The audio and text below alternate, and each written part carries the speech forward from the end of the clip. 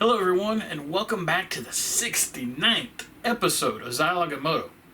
And yes, despite how I look on video, I'm apparently 12 mentally, which actually explains a lot. Anyway, there was not a Bill and Ted game released for the Sega platforms, and based on the NES version, that's probably a good thing, so I couldn't use that as a tie-in with the episode number.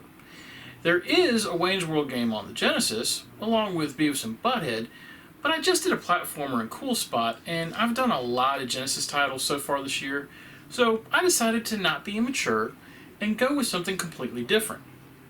And boy, did that take me on an unexpected journey this week, let me tell you. No, seriously, I will be telling you about it in just a bit. Instead of any of those titles, I decided to go back to the Sega CD in an attempt to get the taste of the adventures of Willie Beamish from episode 60 out of my mouth. After looking at my current choices for a bit, which is not quite half the library right now, I decided to go with a game that I've never played before, and that game is Crime Patrol.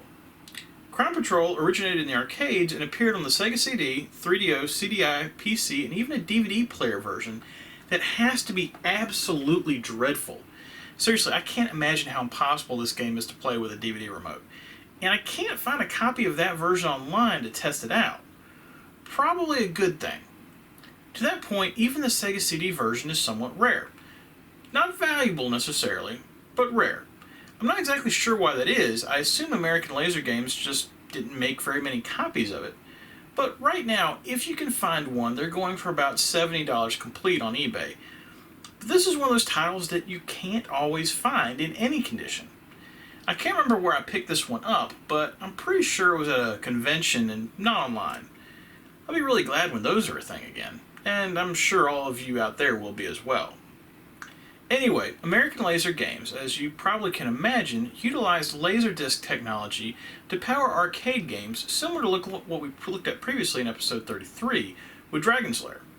However, instead of creating an adventure game that relied on button presses or joystick movements, American Laser Games decided they wanted to try out the light gun genre and make a bunch of games that essentially allowed them to reuse similar arcade equipment. And they did, producing 9 games for the arcades between 1990 and 1994, before development on a 10th was canceled in a precursor to the company's eventual collapse. And looking at that list of games, I only remember specifically seeing Mad Dog McCree and possibly Mad Dog 2 in the arcades. And seeing Mad Dog makes sense as it was their first title and also a bit of a revolutionary title at the time. It was a large cabinet too. You weren't going to miss it if you walked past it on the floor. Crime Patrol, on the other hand, I never saw, despite the claims on the box that it was an arcade smash hit. I mean, maybe it was, but I've certainly never seen it. And being that it was their 6th release of these type of machines coming out in 1993, I could see how maybe arcade operators had started to have enough by that time. American Laser Games originally planned to port 7 of their 9 titles to the Sega CD, but only completed 4, leaving Gallagher's Gallery, Space Pirates, and Crime Patrol 2 Drug Wars on the cutting room floor. We'll get to the other 3 that were released, Mad Dog McCree, Mad Dog 2, and Who Shot Johnny Rock, in future episodes. But for now, strap in as we go on Crime Patrol. But first, a quick look at the package.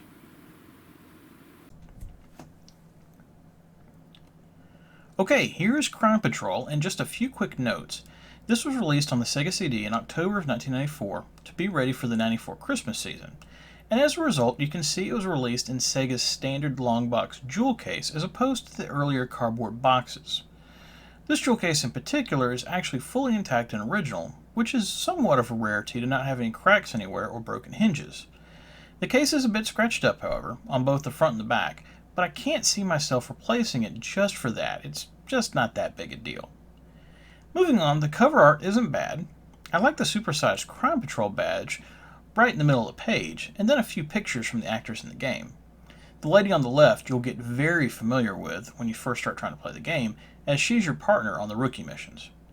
Down below, I've got a few issues though. First, the live action motion picture bit. This isn't a great design. I guess they're trying to draw your eyes into the live action portion, but splitting it like that and putting motion picture in tiny letters is just weird.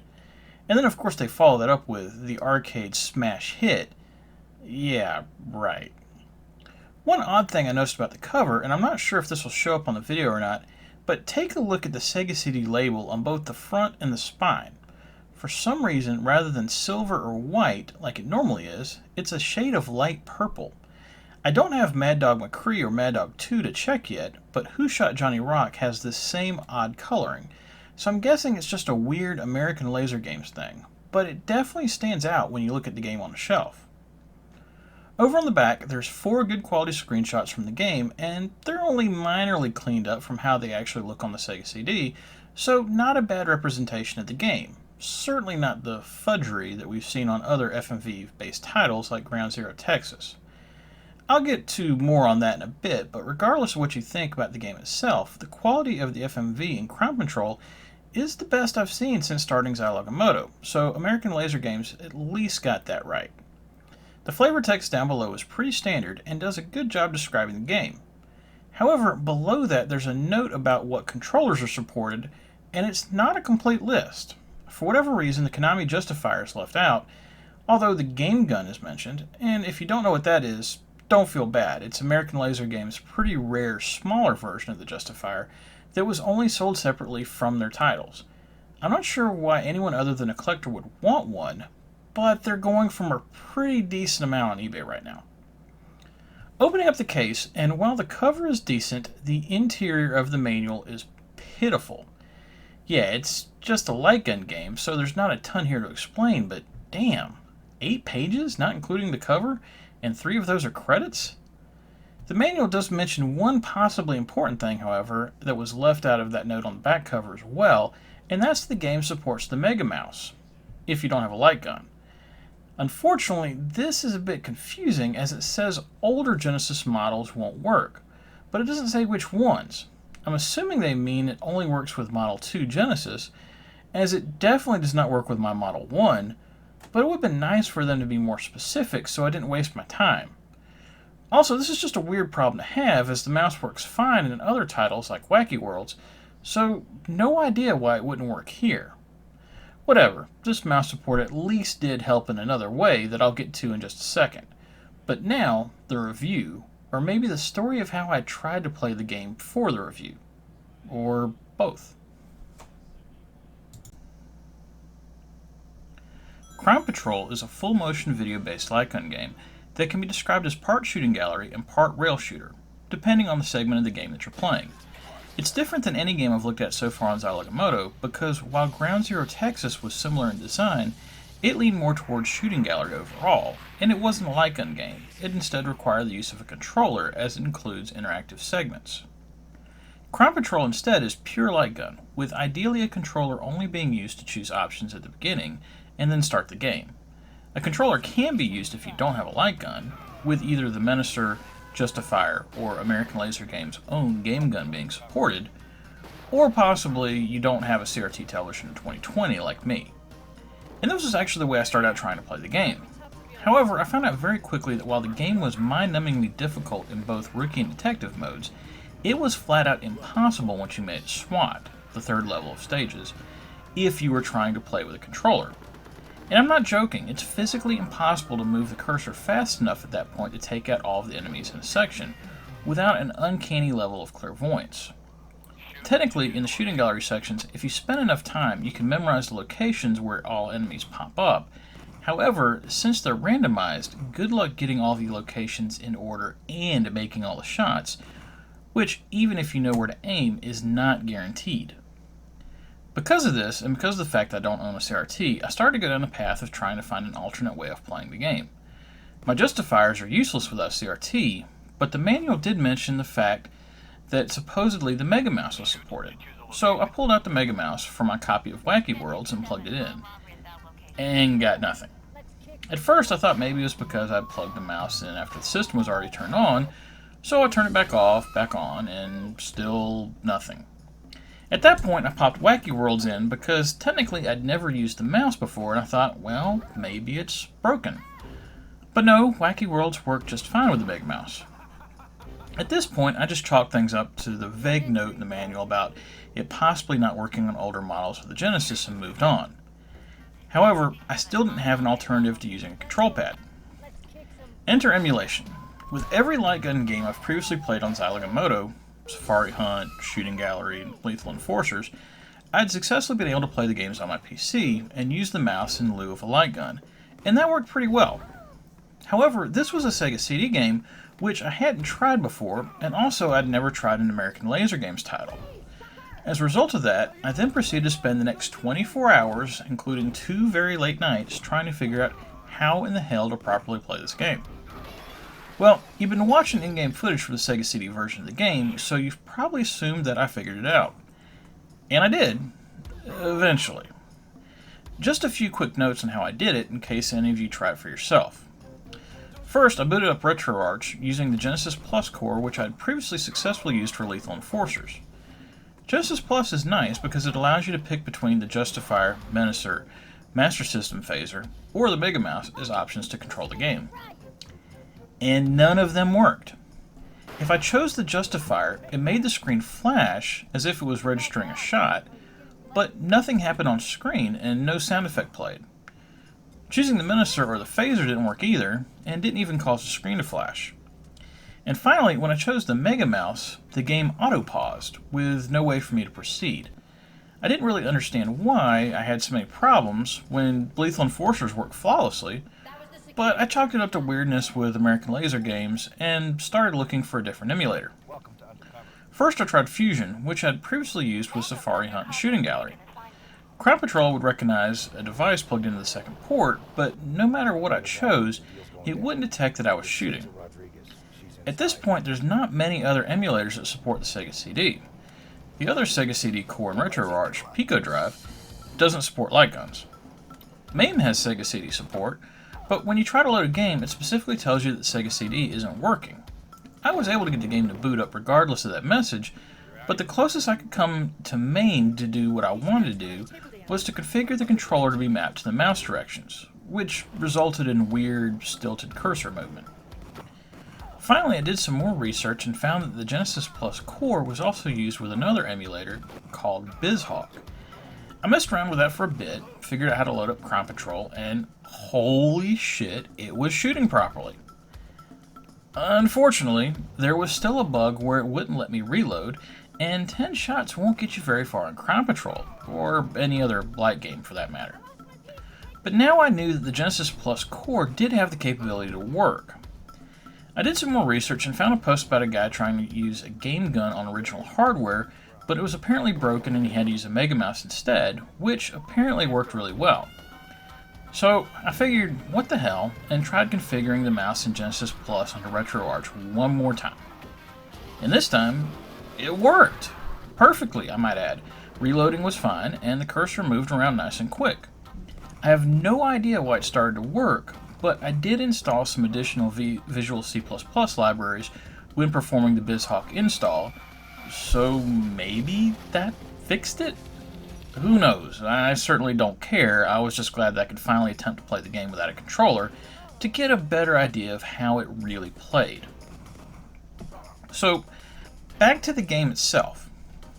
The game consists of 4 stages: Rookie, Undercover, SWAT, and Delta Force. Each stage has 3 scenarios that you can pick to play, except Rookie has a 4th, an actual shooting gallery that has bad guy and innocent targets that pop up for you to hit. You can play through each of the scenarios in any order you like, but you have to complete all scenarios in a stage to advance to the next one. Delta Force technically has a lengthy bonus scenario that activates if you complete the first 3, and I guess technically that's a spoiler, but who cares? As I mentioned back at the beginning of the review, each scenario is a mix of 2 styles of play. During certain parts of a scenario, you'll be following along as the camera moves throughout a location, and your job is to pick off enemies before they get to you, but avoid innocent bystanders. This is by far where the game shines at its best. Yes, technically you can just memorize where enemies pop up and move through these scenes relatively quickly once you've played them a few times, but you still have to make your shots, and it feels like being in an interactive action movie, albeit one with a very, very, very slim budget. The other style of play is a shooting gallery setup, where your view is a stationary camera, and the computer will either play a continuous clip of enemies popping into view, or play clips of attackers randomly appearing in the scene, with sometimes clips of innocence mixed in. I like the inclusion of the innocence from time to time. It keeps things interesting and makes you pay attention to what's going on, versus just blasting away at anything that moves. The shooting gallery scenes will usually require you to hit 5 or 6 enemies before moving on to the next section. Like with the moving camera scenes, you can memorize where enemies are going to pop up from, which is very helpful in the sequential scenes, and you'll almost have to if you want to have any hope of progressing through the game. Now, so far I've described the structure of the game and the various playstyles that are included, and I've mentioned that, not surprisingly, trying to play the game with a controller doesn't work well and is overly difficult. But how's the gameplay if you're using a controller more designed for a light gun play? Well, still not great. For all scenarios in the game, no matter which stage, you're issued a pistol with 10 shots. This makes sense for the rookie and undercover stages, as you're essentially just a street cop. But have you ever seen a SWAT officer or Special Forces operative limit themselves to a handgun when they're taking on thugs or terrorists with assault rifles? Also, to make matters worse, not only are you considerably outgunned during the later levels, for the entirety of the game, if you take one shot, you're dead. That's right, no life bar, just one missed enemy, and you're down for the count, while a clip of your partner plays saying something to the effect of, "It's too bad you weren't a better cop." Just think about that for a second. A scene plays where you have to hit 6 bad guys popping up from various places, and if you miss just one, you die and have to replay the scene. This will happen a lot. Get used to seeing those pithy scenes with your partners, because you will die over and over, with certain scenes being very frustrating.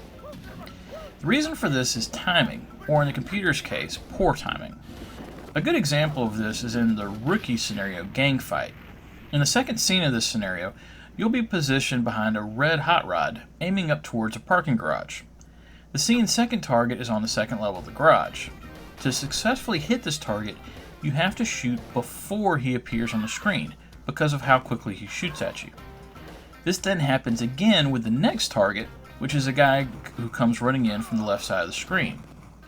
I died and replayed that scene at least 20 times before figuring this out, and you'll run into numerous scenes that have weird timing issues like this that require superhuman reflexes, even with proper controllers.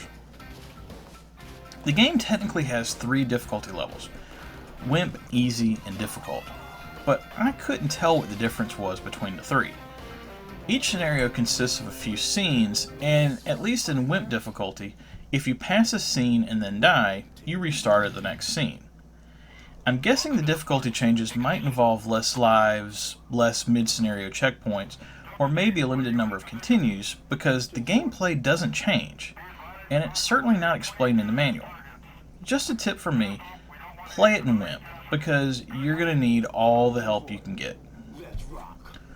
One thing that impressed me almost right off the bat about the game is its graphics. Assuming you're watching the gameplay that's being displayed right now, you might think I'm smoking crack.